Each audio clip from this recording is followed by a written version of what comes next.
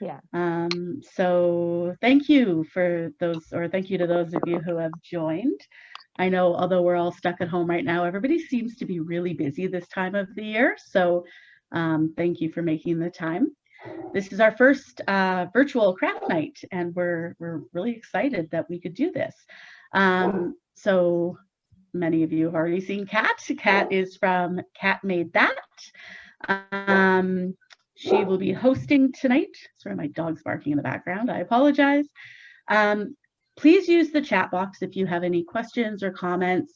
We're such a small group right now that you can also just feel free to unmute yourselves if you have any questions. I'll be watching the chat box. And I know, Kat, you'll check in from time to time as well, but it's probably hard for you to do both. So also kindly mute yourselves unless you need to be talking. I know it can get very distracting when there's sort of background noises from all over the place.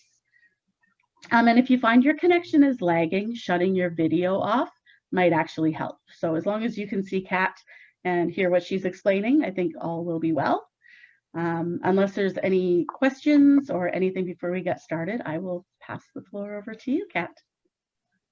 Thanks, Erin. All right, Hadi, and welcome everybody. My name is Kat, and I just wanted to give a little bit of a background of where I am. I attended a information session last week from a gentleman from Winnipeg, Manitoba, and he kept saying how us West Coasters were soft. And I thought it was so interesting that clearly he didn't know where Prince George was. So I wanted to tell you guys where I'm from. So I'm in Prince George, and for those of you that don't know where Prince George is, it's actually central BC. But if anybody in Vancouver were to say where Prince George is, it's actually the north. So we're the north. That's how they see us.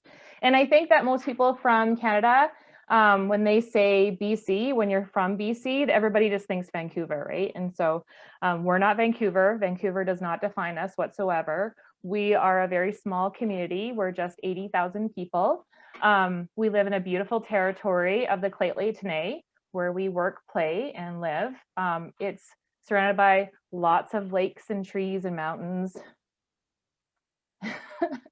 And lots of people. We have a ton of culture here. It's a beautiful little community, and yeah, we're not Vancouver. So we are in the north. There's lots of snow. We get terrible weather. We have -30. It's beautiful. It's cold.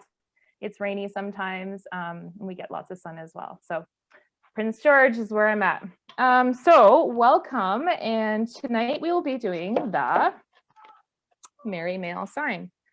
So I went the extra step to invest in these ridiculous little containers for shipment to make sure that they wouldn't spill. And apparently they still came unscrewed. So my apologies that apparently there are little elves in all of the packages unscrewing all of the containers and making a little bit of a painted mess. So my apologies. If you guys ever run out of paint when you're doing something like this, just dollar store paint is like the best where it's at. A couple of weeks ago, I went and invested on high quality paint, and it actually worked like it was terrible. It's too thick. It didn't do anything it was supposed to. So dollar store paint for sure. For those of you that wondered, because I got a lot of questions just through my Kat Made That Facebook page, I use a stain, and the brand is Saman, just so you guys can see. It's actually a floor varnish.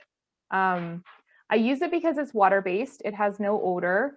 Don't drink it or eat it, but it's not harmful if you're pregnant or have an illness or are worried about any of those things. When I teach the wine and sign paint nights, I always try to put it in a different cup that doesn't look like wine so that the ladies don't drink it accidentally. But it doesn't have an odor. And I find what happens is when you use things like varnishes and everything, they stink. And I don't think they're good for us. And they gave me migraines, so I stopped using them. For the clear, I just use the clear coat of the cement. So again, it's water-based, it's odor-free, it's not gross. So for those of you guys that were asking about what the sealant was. Okay, so you guys got a very simple piece of stained wood, okay? On one side of it, it'll say made by. It's got like a little funky stamp.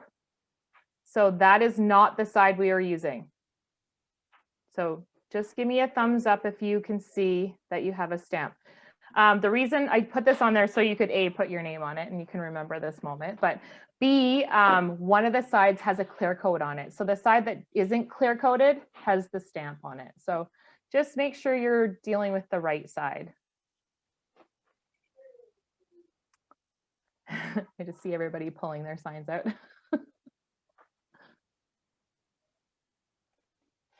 All right, so we are going to use the shiny side. Now, you should all have this fancy stencil. All right. And can you guys all hear me good? Does that work? Yeah? Okay, perfect. So the stencil has this, it's kind of like a graph, clear, it's called transfer tape. Okay, so this goes on here so that when we remove the stencil itself, it keeps all of the letters intact. Okay, I'm going to tilt my screen down so you guys can actually see what I'm doing. When I'm done doing it, I'll tilt my screen back up again so you can see, okay?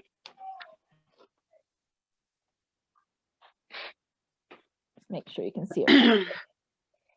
All right, so there is this fancy transfer tape on the front. You're going to turn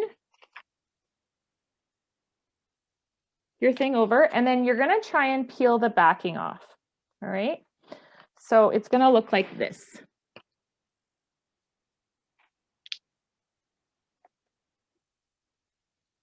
Okay, I'm going to tilt my screen back up again because now that you can see that. Okay. So this is your backing, this is your stencil, okay? Now it's easier to pull these two things apart if it's faced down, just how I was showing you, and pull this at the same time. Now you can see how this vinyl piece is stuck to the white part. That's okay. You're gonna put it down, keep going. Okay, and slowly, oh, and see I have more stuck on the backing piece. Push it down a little bit and then slowly pull it off. Oh, I have another piece. That's totally fine. Push it down again.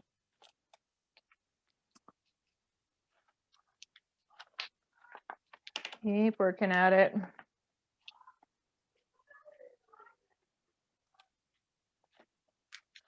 Until, oh, another little piece.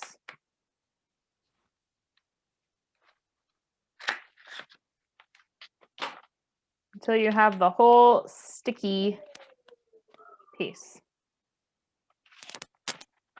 All right, so it is a sticky mess. And I'll just wait a second.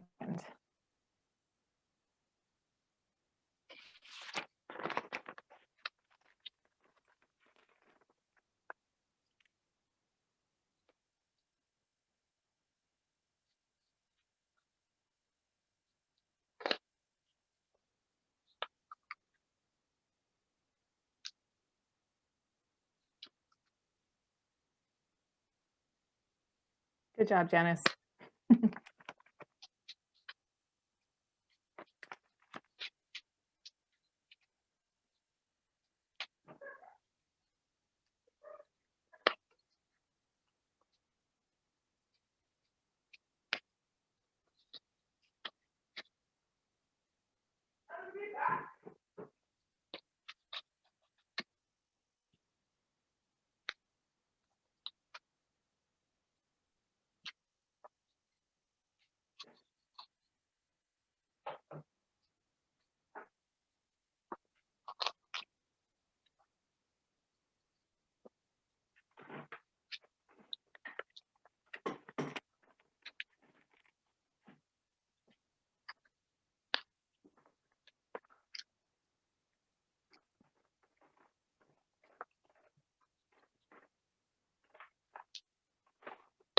I'm just watching Team Sarah, Jada, and Luca.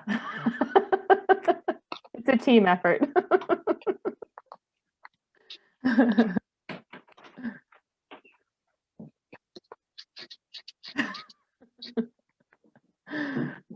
Okay, so they'll be done soon. I can see there at the very end. Once you have your stencil removed, okay, you're going to put it on the wood. Now, before you put it down on your wood, remember that once it goes down, it doesn't come back up again, okay? And also take into account that you're going to be putting a little piece of twine with some clothespins on it as well, right? So you want to make sure that you put it a little bit higher.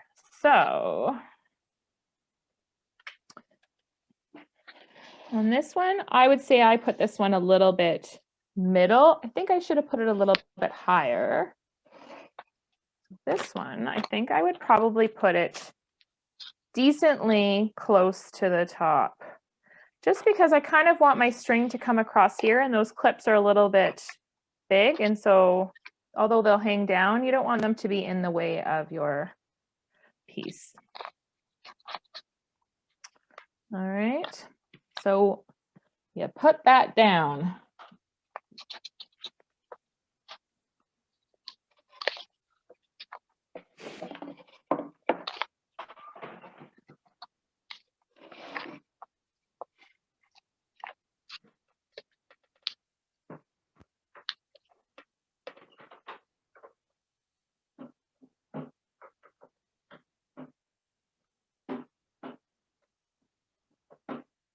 Good.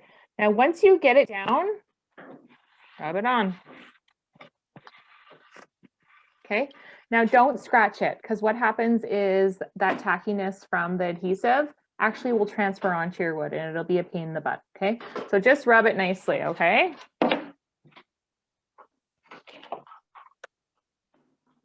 So I kind of take my finger and rub it over top of the entire stencil.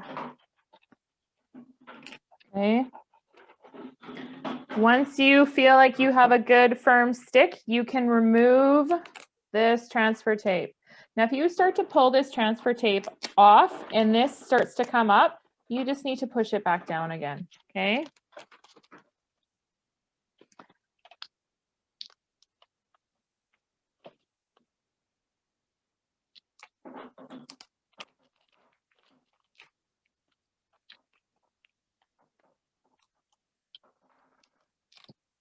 Just pull off that clear transfer tape, leaving your stencil completely stuck down. Now, some areas of, just to take note of, are these little areas in here, okay? Make sure that these pieces weren't stuck to your transfer tape. Anything that was an insert, right? So these tiny little pieces in here. Okay, and then you're gonna run your finger around the entire stencil, okay? Not scratching. Okay.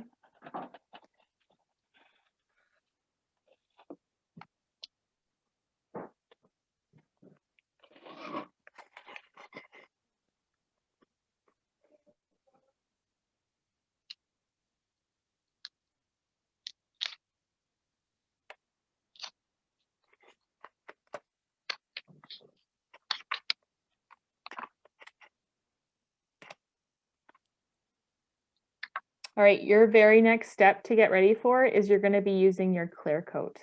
Okay, so you can get your clear coat ready and open. You only need a tiny, tiny, tiny little bit of it.